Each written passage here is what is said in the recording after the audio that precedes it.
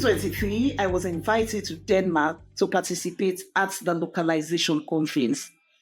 But unfortunately, I was unable to travel because the visa was not in my country. I remember the feeling of elation amongst the community members at MCLD Sierra Leone members when Doris was first invited to Copenhagen in 2023, and then the sheer helplessness we all felt when we realized she couldn't make it.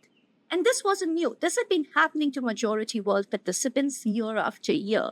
So in Copenhagen, the few of us who had made it decided enough is enough. We are going to do something to change it. And thus the sign-on letter was born. We knew this could not be owned by an organization or a network. It had to be without egos and logos. It needed all of us. And that is what we did. The letter was signed by over 1,800 organizations from all over the majority world.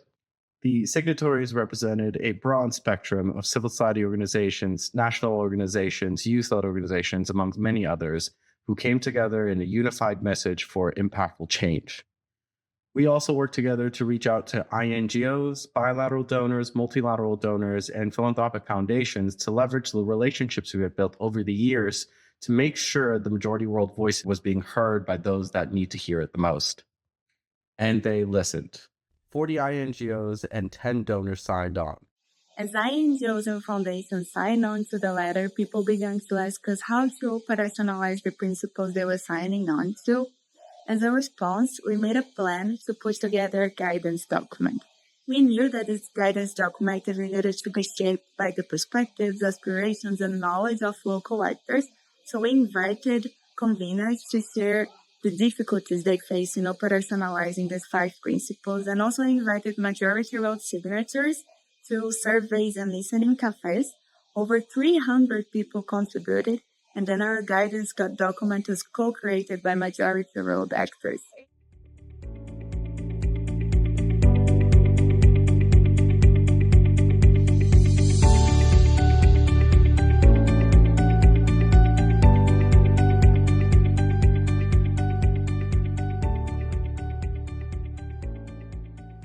In April 2020, MCLD launched its COVID call series.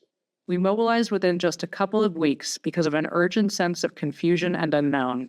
From the World Bank to grassroots CBOs, we were asking, how could community-led development adapt to this challenge? At a moment when community mobilization and support was more important than ever, we didn't have a roadmap. So MCLD members and allies came together to answer this question, to share updates on what we were learning, as well as to find solidarity and lean on each other.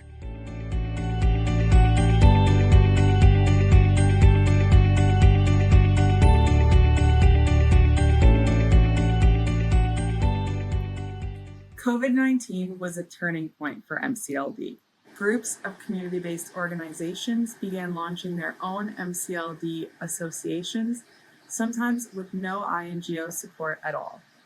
In 2020, MCLD Nigeria became the first registered national association.